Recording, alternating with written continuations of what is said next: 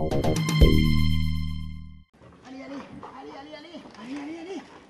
voilà, c'est où, allez, va chercher, allez. Contrairement à ce que dit le proverbe, l'argent a bel et bien une odeur, surtout pour Bali, dressé pour retrouver des billets de banque.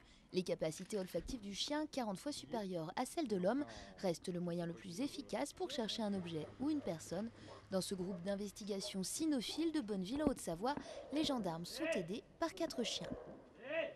Vous allez voir un chien qui a le marquage passif, c'est-à-dire qu'il se met soit assis, soit couché, pour nous désigner l'endroit où se trouve la charge, et nous le récompensons. C'est-à-dire qu'il n'y a plus de grattage ou de mordage sur la charge, enfin sur l'endroit où est cachée la charge, ce qui fait qu'on n'a plus de détérioration de matériaux ou de matériel.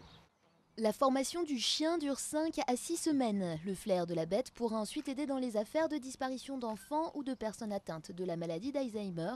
Récemment, Attila a même aidé à retrouver une personne en fuite après un assassinat. On lui fait sentir l'odeur de référence. Il reste un moment dessus. Et après, c'est lui qui, en grenouillant, on fait ce qu'on appelle une recherche de piste en fait. En grenouillant aux alentours de l'objet, retrouve cette odeur-là et après il part.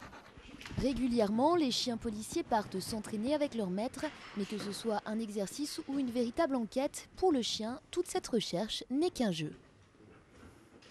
Cette découverte de son objet, puisqu'il sera récompensé avec un boudin, fera que le chien restera très motivé. Il faut qu'on maintienne cette motivation dans la recherche, parce qu'un chien qui n'est pas motivé, c'est un peu comme nous, il y va en reculons, il n'a pas envie de travailler.